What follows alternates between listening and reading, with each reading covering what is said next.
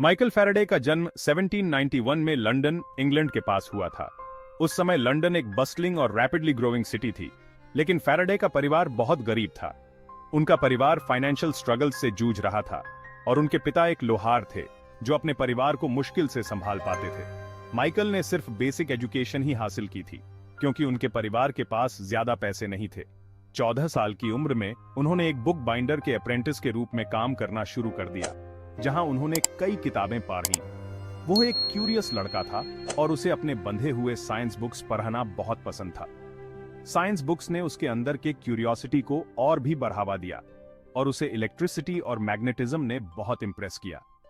उन्होंने अपनी बैटरी भी बनाई, जो उनके साइंटिफिक एक्सपेरिमेंट्स का पहला कदम था। फैराडे यूनिवर्स के रहस्यों के बारे में और जानना चाहते थे और उन्होंने अपने सपनों को पूरा करने के लिए मेहनत की। उनका ये जुनून और डेडिकेशन ही था जो उन्हें आगे ले गया और आज भी उनका योगदान साइंस में याद किया जाता है। फैराडे के ये हम्बल बिगिनिंग्स हमें ये सिखाते हैं कि अगर हम मेहनत और डेडिकेशन से काम करें तो हम अपने सपनों को जरूर हासिल कर सकते हैं। फैराडे सीखने के लिए दृढ़ थे। वो हम्फ्री डेवी के लेक्चर्स अटेंड करते थे। डेवी उस समय के एक फेमस साइंटिस्ट थे। फैराडे ने डेवी के लेक्चर्स को ध्यान से लिखा। उन्होंने उन लेक्चर्स को एक बुक में भी बाइंड किया। फैराडे ने ये बुक डेवी को भेजी। वो साइंटिस्ट को इंप्रेस करना चाहते थे। डेवी फैराडे के डेडिकेशन से इंप्रेस थे। उन्होंने फैराडे को अपने असिस्टेंट के रूप में काम ऑफर किया। ये फैराडे की लाइफ का टर्निंग पॉइंट था। फैराडे ने रॉयल इंस्टीट्यूशन में 1813 में काम करना शुरू कर दिया। उन्होंने डेवी के असिस्टेंट के रूप में शुरुआत की, लेकिन जल्दी ही नए स्किल्स सीखे। वो केमिस्ट्री में एक्सपर्ट बन गए। वो डेवी के साथ यूरोप भी गए। वह बहुत से फेमस साइंटिस्ट से मिले। इस एक्सपीरियंस ने उनके नॉलेज को और बढ़ाया। फैराडे इंग्लैंड वापस आए तो उनके पास बहुत सा नॉलेज था। वो अपने साइंटिफिक जर्नी शुरू करने के लिए तैयार थे।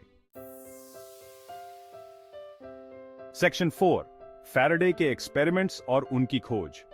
फैराडे अपने इलेक्ट्रिसिटी और मैग्नेटिज्म के काम के लिए जाने जाते हैं।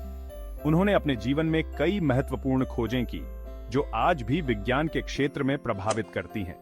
उन्होंने 1821 में इलेक्ट्रोमैग्नेटिक इंडक्शन की खोज की। ये खोज एक महत्वपूर्ण मोड़ थी जिसने इलेक्ट्रिसिटी के उत्पादन को संभव बनाया। इस खोज से इलेक्ट्रिक जनरेटर बना जो आज के समय के बिजली उत्पादन के मूल आधार है। उन्होंने इलेक्ट्रिसिटी, मैग्नेटिज्म और लाइट के बीच का संबंध दिखाया। ये संबंध दिखाने से विज्ञान में नए रास्ते खुले। उन्होंने इलेक्ट्रोलाइसिस के नियमों की भी खोज की। इन नियमों ने केमिकल रिएक्शंस को समझने में मदद की। इन नियमों का यूज आज भी इलेक्ट्रोप्लेटिंग और अन्य टेक्नोलॉजीज में होता है। इलेक्ट्रोप्लेटिंग के माध्यम से हम वस्तुओं को कोरोजन से बचा सकते हैं। फैराडे के काम ने इलेक्ट्रिसिटी और मैग्नेटिज्म के बारे में हमारी समझ को बदल दिया। उनकी खोजें आज भी विज्ञान और टेक्नोलॉजी के क्षेत्र में प्रेरणा का स्रोत हैं। सेक्शन 5, साइंस की भाषा को आकार देना। फैराडे का योगदान उनकी खोजों से कहीं आगे है।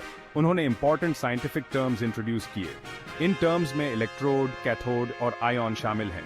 इन शब्दों ने इलेक्ट्रोमैग्नेटिज्म की भाषा को स्टैंडर्डाइज करने में मदद की। उन्होंने साइंटिस्ट के लिए अपना रिसर्च शेयर करना आसान बना दिया। फैराडे की क्लियर और कंसाइज लैंग्वेज ने फील्ड को आगे बढ़ाने में मदद की। उनके काम ने मॉडर्न फिजिक्स और इंजीनियरिंग की फाउंडेशन रखी। सेक्शन 6, फैराडे की विरासत, प्रेरणा का एक प्रकाश। माइकल फैराडे एक ऐसे व्यक्ति थे जिन्होंने अपने जीवन और काम से दुनिया को प्रेरणा दी। फैराडे को उनके काम के लिए कई सम्मान मिले। उन्होंने अपने अनेक आविष्कार और खोज से विज्ञान के क्षेत्र में अपना योगदान दिया। वो रॉयल सोसाइटी के फेलो बने।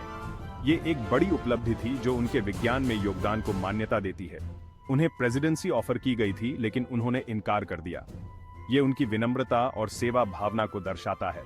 फैराडे अपने जीवन में हमेशा विनम्र रहे। उन्होंने कभी भी अपनी सफलता को अपने व्यक्तित्व पर हावी नहीं होने दिया। उन्होंने 1867 में अपनी मृत्यु तक अपना रिसर्च जारी रखा। उनका समर्पण और मेहनत उनके काम में स्पष्ट दिखाई देती है। माइकल फैराडे की कहानी सचमुच में इंस्पायरिंग है। उनके विचार और जीवन के सिद्धांत आज भी लोगों को प्रेरणा देते हैं। वो गरीबी और शिक्षा की कमी को पार करके अपने समय के सबसे बड़े साइंटिस्ट में से एक बने। उन्होंने अपनी कठिनाइयों को अपने सपनों के रास्ते में कभी नहीं आने दिया। उनका काम आज भी हमारी दुनिया को आकार देता है। फैराडे के आविष्कार और खोज आज भी विज्ञान और तकनीक के क्षेत्र में महत्वपूर्ण भूमिका निभाते हैं।